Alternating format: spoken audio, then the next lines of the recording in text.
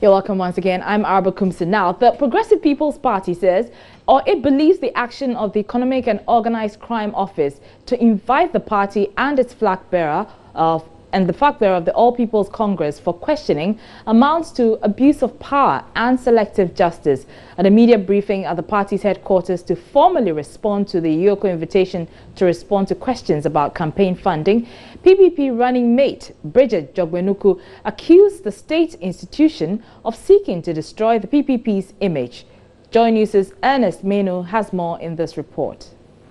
Madam Bridget Jogbenuku started by assuring the rank and file of the party that Dr. Papa Kwesi Indom will contest the 2016 presidential elections and cleared the air on what they describe as some misrepresentation on the grounds on which the party's flag bearer was disqualified.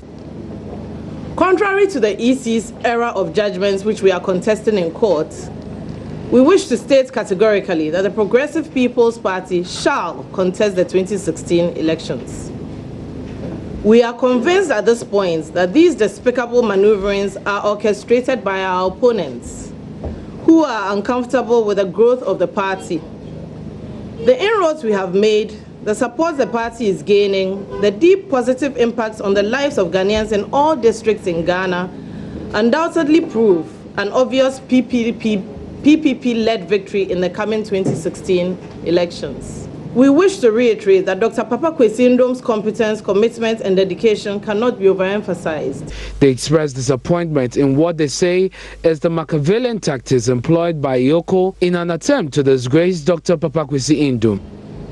We are extremely disappointed in this Machiavellian tactics of a state-sponsored institution to attempt to disgrace Dr. Indom in such an unfortunate manner. We are surprised at the behavior of Ioko, an institution which is supposed to be, and I quote, a specialized agency to monitor and investigate economic and organized crime, and on the authority of the Attorney General to prosecute these offenses, to recover the proceeds of crime and provide for related matters. Being used, unquote, and this institution is being used for intimidating political opponents. Where is the fairness in this act by Ioko? What crime has Dr. Papa Kwesi Indom committed for him to be crucified in such a manner? If Ioko wants Ghanaians to take them seriously, why are they not investigating all the other presidential candidates who have managed to pay their filing fees well in excess of what the PPP has paid? General Secretary of the PPP, Murtala Mohammed, called on all stakeholders to help address what he says is the selective injustice by the state institution. So the point is that they have been selective. You should carry this away. The point we are making here is that the Ioko, EC, and anybody intimidating and harassing the PPP is being selective. We have said this over and over again. We want the silent majority of this country to speak. You can't continue to keep quiet and continue to praise people who are enforcing the law arbitrarily. You can't do that. We want the chief imam, the Catholics, the Protestants, whatever. All the peace-loving people of this country, we want you to speak up. I am saying that if you don't speak up, today it is PPP, tomorrow it will be you. Even though the party is yet to hear officially from the Ioko, it says it is ready to defend itself. Did we receive a letter? No, we didn't receive a letter. But if all of you media houses have decided that the story is out there and will carry it this morning and blow it up, when we haven't received a letter, we must answer to it, and that's why we are answering to it. We are not afraid to go to Ioko. As we said, the point is, why single us out or take two parties and ask us? It's all speculation to say maybe they will invite the other parties. So why is the media blowing it up and making a big deal of it? We see it as propaganda, it's media propaganda to destroy our image. Ernest Menu for Joy News. Now, with 43 days to the December elections, former president of the Ghana Bar Association has dispelled concerns of rising tensions ahead of the polls. He refuted claims by a section of civil society groups that there are issues surrounding Ghana's electoral process, resulting in what IDEC Executive Director Emmanuel Akwete describes as, quote, something people are not happy with, unquote. These and other issues were discussed at length during a special forum organized by the Chief Justice Monday. More in this report. The forum drew together civil society groups, judges, law enforcement agencies and other stakeholders. Executive Director of the Institute of Democratic Governance, Emmanuel Akwete, pointed out the danger of rising tensions ahead of the December polls. Economic policies have been pursued, but we are now told that although poverty levels have fallen, the IMF says Ghana is about one of the 7th or so in Africa with widening inequality. Socioeconomic. That's also exclusion. And then you go on further, and things are not really an inclusive country, an inclusive society, as espoused by Chapter 6 of the Constitution, Directive Principles of the State. It's not in place. But this is what parties were supposed to come and take over the agency of the state to do, and they haven't done that. But nobody holds them into account. Nobody is able to control them, especially the two big parties. At liberty, they might not submit their financial statements to the EC. And, the EC chairs usually could take them on, but, it's one of those things. They are too big to be engaged.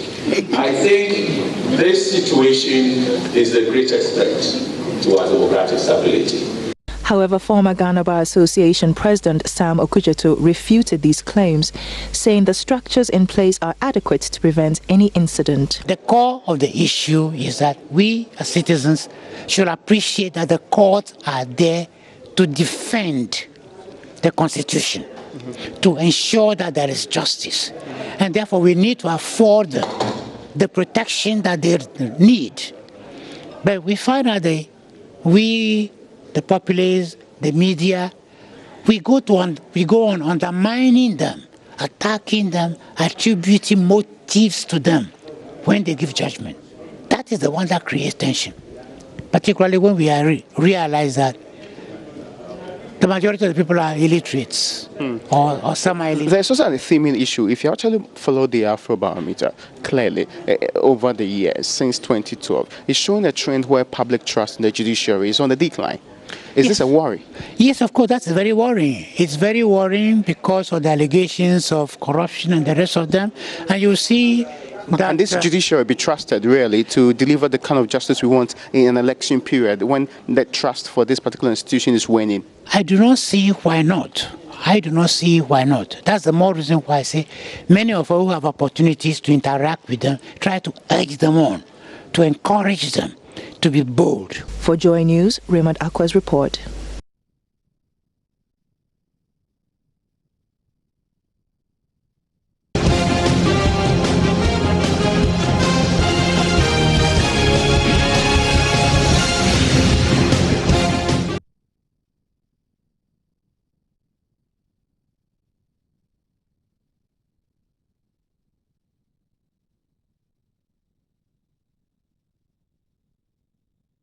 Now, the presidential candidate of the New Patriotic Party has taken his campaign to Have in the Afajato South District of the Volta region. The Have chief, Togbi Asentre, has already pledged his support to Nana Akufo-Addo's campaign. Correspondent Fred Kwame Asare joins me on the telephone for more of what transpired today. Good evening to you, Fred. Hello and good evening to you, Fred.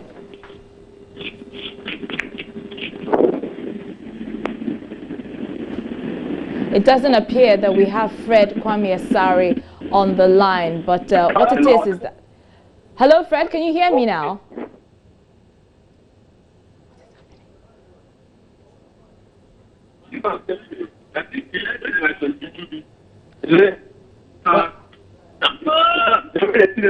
Well, it appears that we are having some challenges getting through the line to Fred Kwame Asare. But what it is that the MPP flag bearer has taken his campaign to the Volta region. He's beginning a 5-day tour of the region today. He'll be visiting the Upper Volta regions, some constituencies in the Upper Volta. And we will be bringing you updates on that as and when we get our correspondent on the line.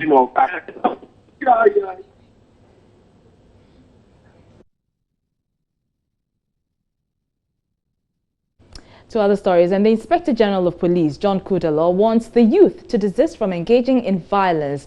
The police boss, as part of the IGP Dialogue series, interacted with Muslim religious leaders to seek their support to ensure that this year's poll is peaceful. John Kudalo admonished the Muslim youth to direct energy into acts that are beneficial to society. Joy News' Joseph Akablay has more in this report. The Dialogue series has seen the police boss interact with the Christian Council, the Catholic Bishops' Conference, and some media personalities. Monday was the turn of the Muslim clerics who met the IGP at the Police Central Mosque at Cantonments. In his address, the police boss called on the leadership of the Muslims to advise its youth not to engage in violent acts. The Zongo boy says, I was very quiet on that because that's a perception, just like the police. There's a lot of perception about it, which is not good. And the Zongo ones who have that perception. Ultimately, they feel maybe your boys are brave and daring and are ready to take risks. Maybe that's why they are exploiting them, and not that they are violent by nature. So I would like you, as I said, to let them channel their youth and their exuberance and their strength and their daringness and all these things to ventures that will benefit not only them but the society, for us to develop and then move forward. Because it's only peace that can ensure economic development. The debate about the restrictions of use of social media resurfaced. The IGP maintained whether or not social media will be shut down is the decision that will be considered when necessary. I will recommend to my principal, I have no authority to shut down the social media. I can, as a police chief and head of security in this country, recommend, look at the situations, and assessing it and analyzing it, and see how the degenerating knows that is how we can recommend. But it's up to my principals to say yes or no. I think the presidency have come out that as at now, as my big was, everything is moving on smoothly. So far, so good. So nobody has the intention of shutting down social media. So I'd like to shut it down. I don't want to go there. When we get to the bridge, we'll cross it. But as at now, how we are behaving, there's no intent to shut down the media if we continue being good citizens. Like me, as a security chief, if you come to the back, I'll have no hesitation to stand by my waist. So it is conditional. To depend. It's not the final decision, but it will depend. And many things will be done to take that decision. On his part, the National Chief Imam believes those who engage in violence are ungrateful to God, calling on the youth to desist from such acts. But the states or countries within the West African sub-region have had terrible experience of wars and violence. So therefore, we as citizens of this country, what then do we have to do? We must be thankful to God. If we are thankful to Him, He will increase us in this kind of favor. Let us not thank God with violence and evil acts. If we do so, then we are ingrates. We have been ungrateful to Him.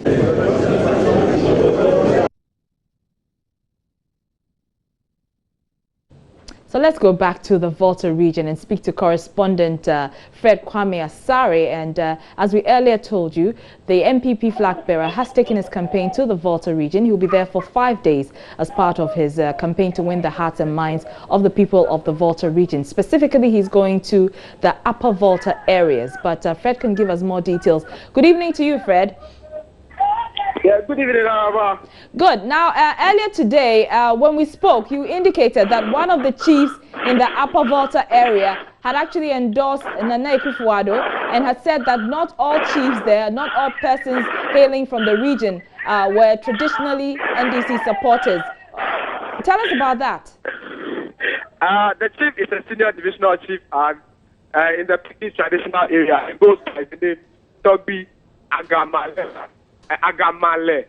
He mentioned that not all chiefs not all people in the Volta support the NDC or are sympathizers of the NDC, adding that the people of Peki have always endorsed and then supported the NPP. So he drew his support behind the candidature of the New Patriotic Party's presidential candidate, that is Nana Akufo-Addo.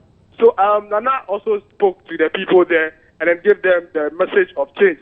He told them about the one district, one dam policy, and then the one district factory policy. From there, Nana Addo moved to Havre, still in the North Dying. From there, Nana Addo moved to Vako and then Havre in the Afagato South constituency, where he spoke to. Speaking at Vako, Nana Addo mentioned that he was convinced that the Volta region is open for change, considering the number of people that came out to listen to his message. From Havre and Vako, we went to Amfrega, where he paid for on the Amfrega traditional area chief. From there, we went to Pando, and then I must say that what we saw at Pando is overwhelming. Over thousands of people gathered on the streets of Pando to welcome in Nana Akufo-Addo. And then I also spoke to some people in the municipality, that is the Pando municipality, and they told me that, well, it is time for the NDC to go. The NDC has been in power for 8 years, and they have not seen any development in their municipality. Their roads are bad. The NDC claims they've done some bridges in the area. But then when you get to the ground, there is nothing like that. So they are calling for change. And then they told me that nobody, or even if the PC in Pando, that is the NPP parliamentary candidate in Pando, does not win the seat, the NPP will have a greater portion of votes from the Pando constituency in the 2016 election. As we speak, Nana Addo is in Nkonya to meet and then interact with residents here in the Biakuye district. From here, we will move to Abotuasi, where he will the first day of his 5-day tour of the Volta region. We understand that Nana Akufo-Addo is expected to, address a rally later this evening. Is that the case? Has he started yet? Come again. I'm asking, the information we have is that Nana Addo is expected to address a rally this evening. Is that happening? Yes, he has already addressed a rally in Pando where he explained to the people that he is seeking for change. And then let me also add that he mentioned that President Mahama said they should stop begging people of the Volta region or people of Ghana or citizens in Ghana to put him to power or give him the mandate to become president of the Volta region, of the country. He mentioned that he won't stop today, he won't stop tomorrow, and he won't stop forever. He will continue begging Ghanaians to put him in office so that he effects the change that he has in for Ghana. All right, thank you very much. And that is our Volta regional correspondent, Fred Kwame Asare, giving us updates on the campaign of the MPP.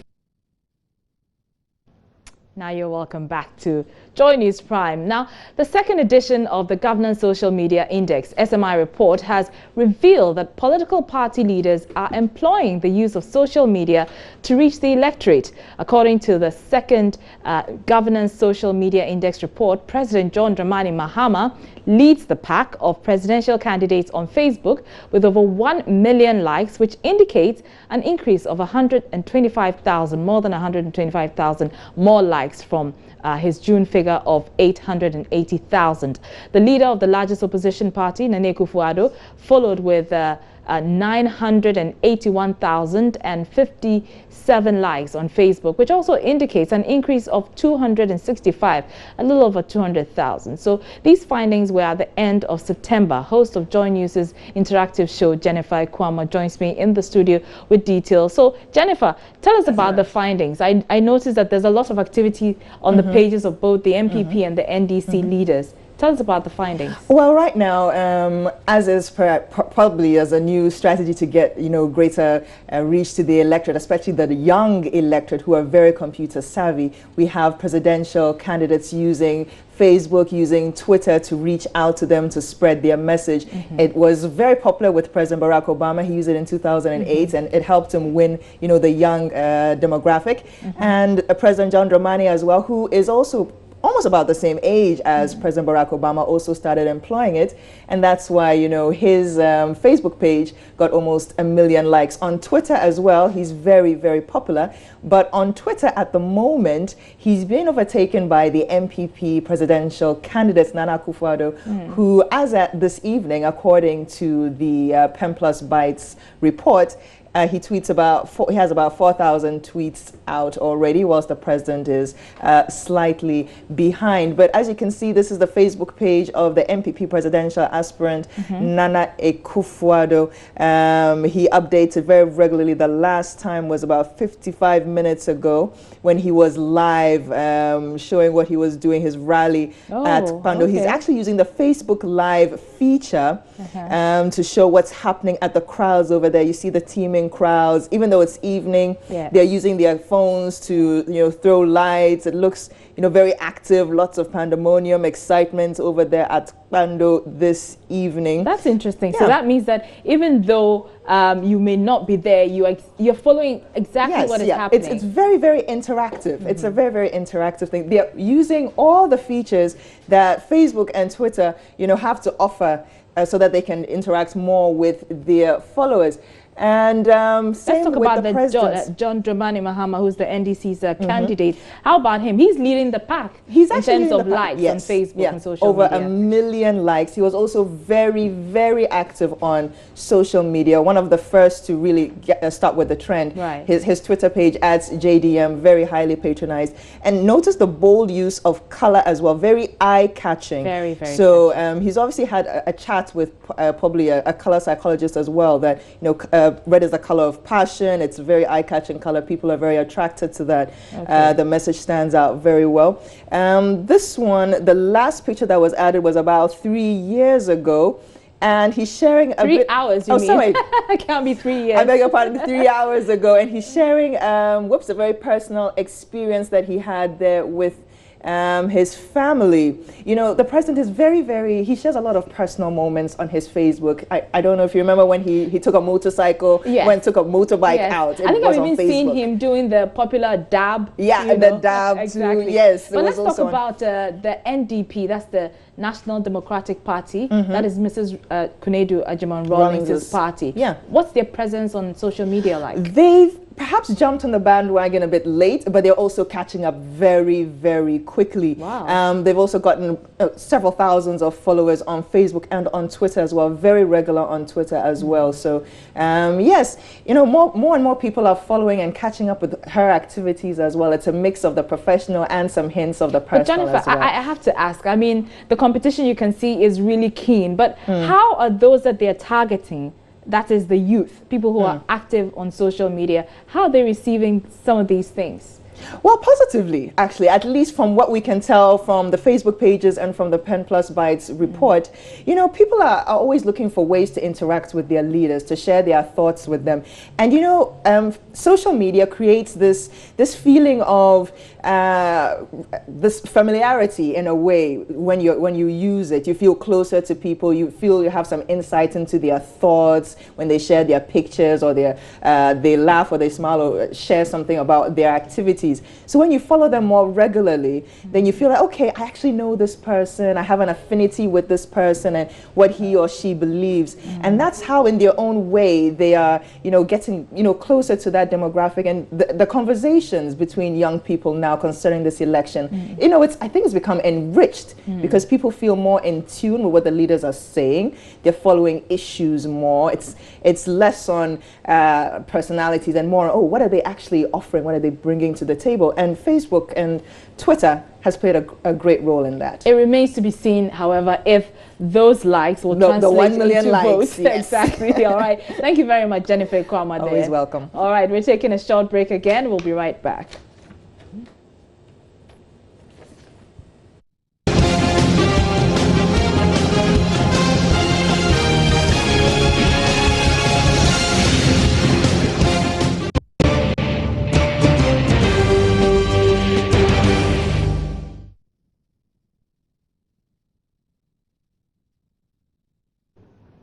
Now, persons convicted of narcotics will have their monies frozen if government is successful in pushing through the Narcotic Control Commission bill. This means NACOB, aside its powers to confiscate property of persons convicted of drugs, will go further to freeze their money. The bill moved in Parliament on Monday will undergo consideration, but ahead of that, opinions are already divided on the provision of freezing of money of drug lords. Deputy Interior Minister James Agalga tells parliamentary correspondent Elton Brobe the bill will also decriminalize drug use and its abuse by individuals. What the bill seeks to do is to transform the Narcotics Control Board into a commission. That would give it a wide range of powers so that it is able to deal with drug trafficking, drug abuse, and of course money laundering related issues more effectively. Remember, the existing law was passed before the coming into force of the 1992 Constitution, and so there are many gaps and loopholes that we need to deal with. So if the bill comes into force and you have a commission in existence, clearly some changes would become more pronounced. First of all, the bill seeks to, of course, shift from the way and manner we treated drug addiction related issues and drug use in general as criminal acts to health-related issues. So they are now categorized under the new bill as public health-related issues. I'm talking about drug use and addiction.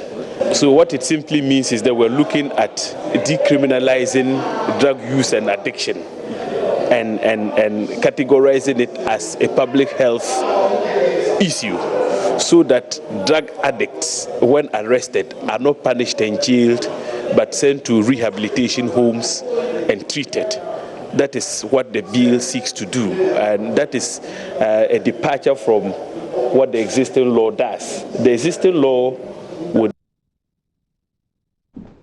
But Member of Parliament for Ifutu, Alexander Fenyomarking, says the provision on freezing money can be abused by NACOB, and he's pushing for its abolition in the bill. As a state institution, it will be well empowered to do its work. Narcotic trade is not something that we must encourage in our sub-region. It undermines our economy and our democracy. Therefore, any country that seeks to put in laws and measures to clamp down on those involved in narcotic trade and business ought to be commended. Therefore, the decision by government to eventually bring this bill to give general powers with respect to the mandate of preventing the use of illicit drugs and the trading in same, I support it. But there are concerns. Some provisions in the bill seek to give certain sweeping powers. For instance, there's a provision that allows NACOB to seize currency upon suspicion that the person is going to commit a crime.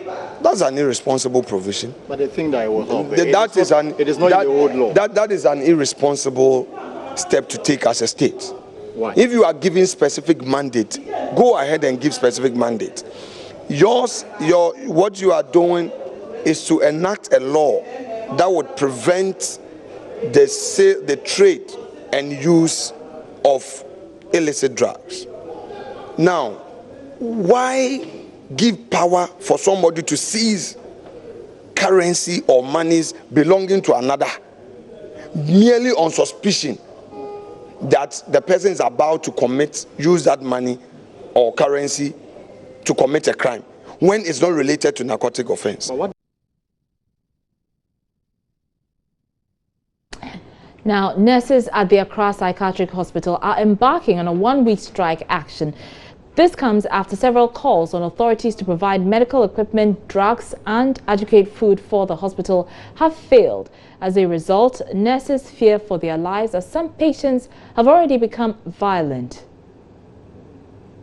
The atmosphere at the Accra Psychiatric Hospital seems rather quiet than usual. This is because the nurses are embarking on a one-week strike action. Though they are present at work, they have refused to render services to patients. In an interview with Joy News, the spokesperson of the Psychiatric Nurses Group, Philip Frimpong Ochri, says lack of logistics and even medical supplies makes it impossible to take care of the patients. We have written to the hospital management, we have written to the mental health authorities, and then the response we got from them is that they have also proceeded to the Ministry of Health, okay, and then all they are demanding from the Ministry of Health is money, but they have not been able to get the money from the Ministry of Health. So that is why they are also not able to provide what we need to take care of the patients. Now, what we are facing is that we don't have access to essential medications to manage these patients. Secondly, we do not also have access to basic logistics to carry out our professional duties. For instance, we don't have gloves, we don't have spirits, we don't have detergents. And then the food we serve the patients to are willfully inadequate. And then these have become the major source of aggression towards staff. So our decision to put such measures in place. Attempts to talk to some stranded relatives of the patients to share their ordeal with Joy News failed. However, the psychiatric nurses are giving authorities 1 week ultimatum to heed to their call, else they will go for an indefinite industrial action. We have duly informed the authorities that if by Friday we have not seen what it takes to work with the mental patients, we are going to declare indefinite strike. So they are in a very well known. We're taking another break right now, but don't go away because when we return, we have international news for you.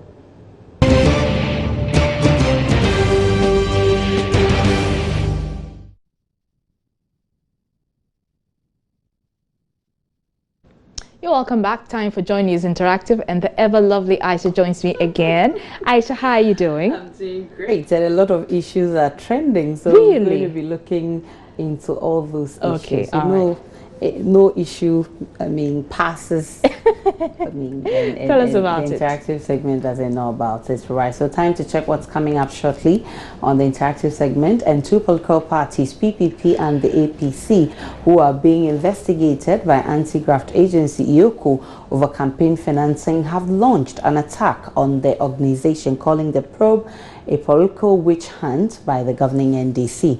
Do you think the parties have a genuine concern?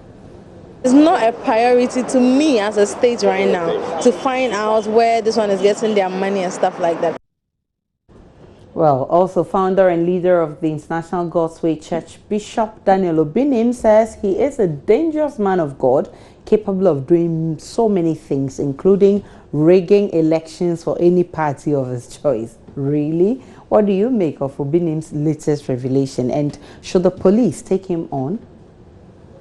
I don't think Obinim had that kind of power. All right, we'll find out. But Indonesia's parliament has also passed a controversial law authorizing chemical castration, minimum sentences, and execution for convicted pedophiles.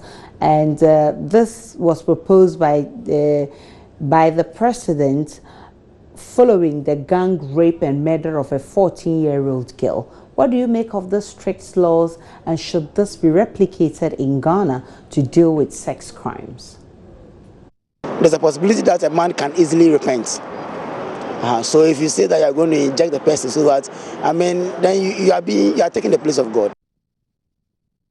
I'll be back shortly to take all your comments on the trending issues. I'll be back before you know. All right, so we'll be back with more news. Don't go away.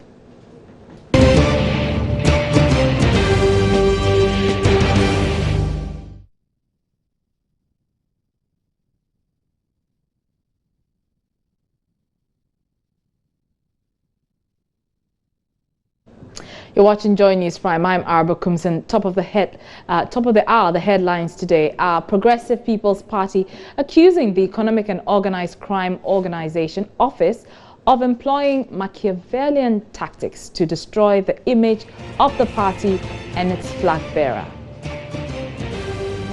Former president of the Ghana Bar Association, Sam Okudzeto, dispels concerns of rising tensions ahead of the December polls.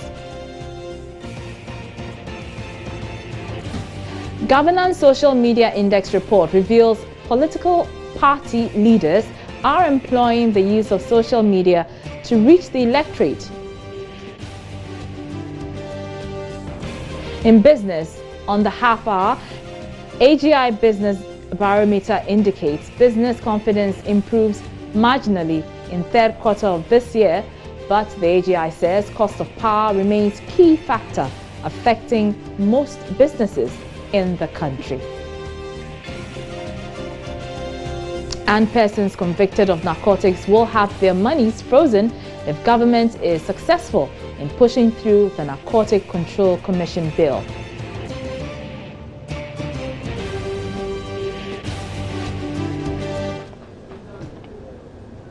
Now, police in the Ashanti region have given owners of unclaimed vehicles and other property 21 days to clear them from various stations and barracks or forfeit them. The items, most of which have been subject for investigations for over a year, have become a nuisance to authorities and the public. Insure FM's Nanaya Ojima sent in the following report. Regulation 147 of CI 76 mandates police to dispose of such exhibits by auction and the proceeds paid into government chests. Police are unable to put exact figures to the number, especially of vehicles and motorbikes which conservatively are in their hundreds across the region. They had either been recovered from criminals who were using or had abandoned them, as well as retrieved from accident scenes. Police Regional Internal Auditor Superintendent Dapa Mensah says disposing of this property is a legal option for the service unless taking possession of them. In the case of property referred to in Regulation 140 to 145, and where the owner cannot be ascertained after reasonable inquiry, A, the property may be destroyed on a written authority of a senior officer if the senior officer is satisfied that the property cannot be sold after it has been in the possession of the police station for 2 months, and B, where the property can be sold, it shall, after it has been in the possession of the police station for 2 months, be sold by public auction by a licensed auctioneer or other person appointed by the officer in writing for that purpose. So this is the mandate with which we are using to dispose of items that have been in the possession of police for all this while. This is authority that we stand upon. Superintendent Dapa Mensah wants owners to cooperate by documentary proof to claim their property. This message goes out to all the police stations, and once they have these messages, they also do send it around for those owners to come for them. And one of the things that we do is what we have done right now, whereby you also had a notice and you are coming to inquire. We give our notices to the various FM stations as well as to the publication houses. So that's how we... Ojima reporting.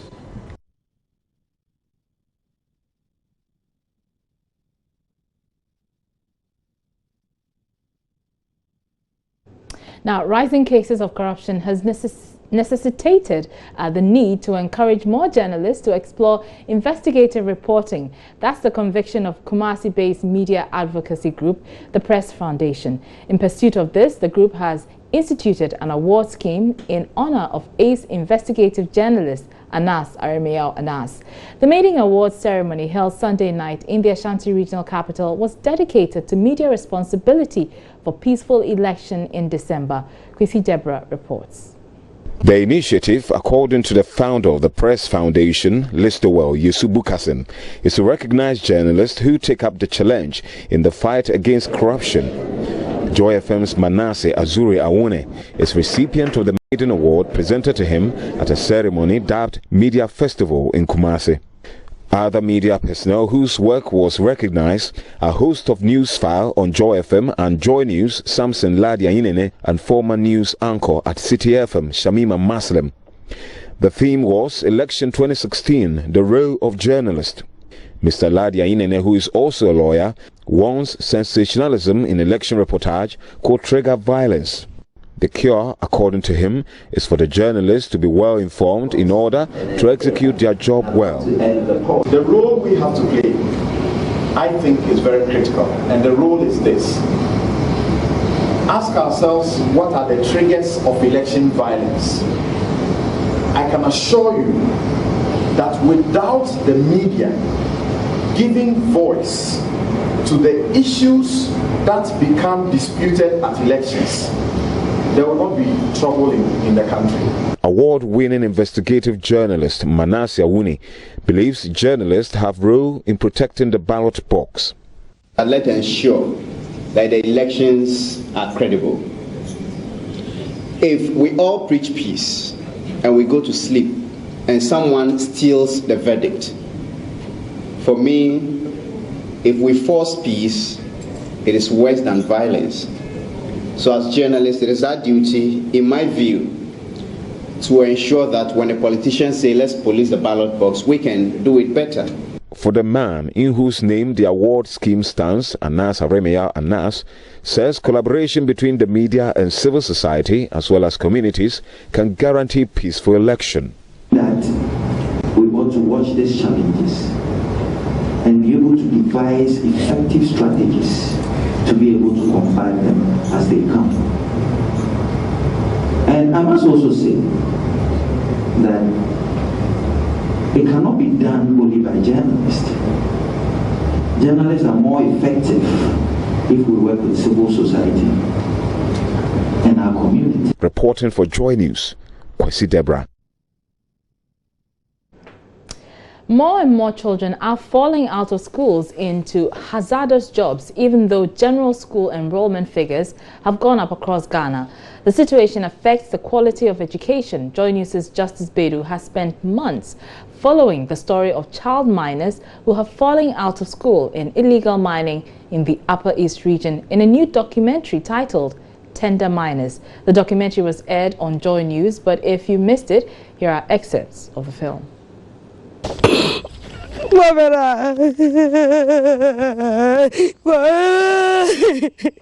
Tears of a mother remembering a deep sense of loss. This is Ayimpok. Just 3 days before I met her 14-year-old son Abu fell into a gold mine pit, hit his head to a rock and died instantly, more than 500 meters underground. Her son was one of hundreds of child miners digging for gold in mine sites locally known as Galamsey in the Talensi district. The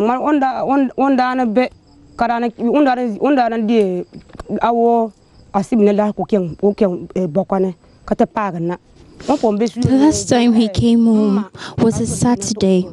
When he was approaching home, he mentioned my name from afar. I said my son is home.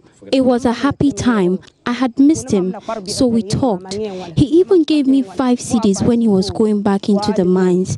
He even gave the little children in the house money. All these are the reasons why I miss my son. So onda edun walala oh ni bila sultanda kwetaba si kabila ya tum la walala mbomi me mezang dem dem lo ansi ire maya zila la har mbomi ma edum men si At the cemetery where he was buried, the boys who knew him in the Galamsey site have come to see his grave and pay homage. Such deaths are common in many Galamsey sites across Ghana, but as several of these sites are run illegally, many fatalities go unreported for fear of a government clampdown. This is what we do well.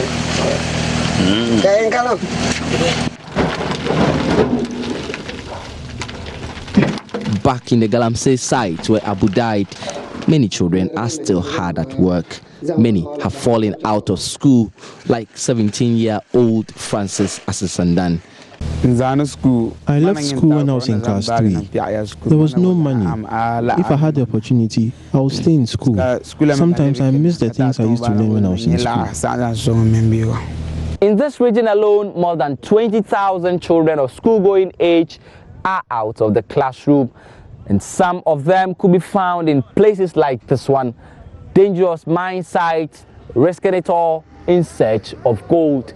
Here, there are only 2 rules: get rich quick or die trying. David Pualua works with child rights campaign group Africate. When his organization did a census of minors in Galamsey mines in the Talensi Napdam district alone, they counted more than 3,000 children. From our experience, we believe that parents are largely responsible for what we're experiencing in the mines. We still have instances where parents wake up in the morning and then they call their children and ask, oh, I need 5 cedis to go and maybe to do something, to buy food or to drink pito or something. And you think the best person to ask is to ask your child to give you money. And so some parents are being very irresponsible, and that is pushing children to go out there and then to do all of these things. So I think that the solution to all this problem is for us to engage parents very well. If there's an opportunity for children to quit the Galamsey and learn a trade or go back to school, it will be good.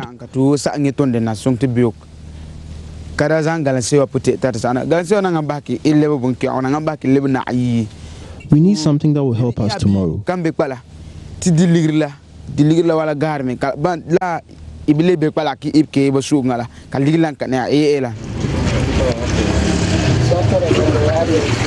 Even though enrollment figures have gone up, record numbers of children are now dropping out of school, with more than 500,000 children of school-going age now in hazardous jobs nationwide.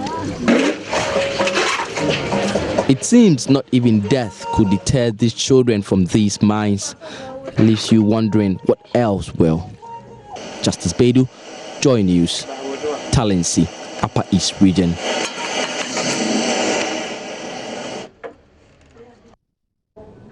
We're taking a break. We'll be right back with entertainment news.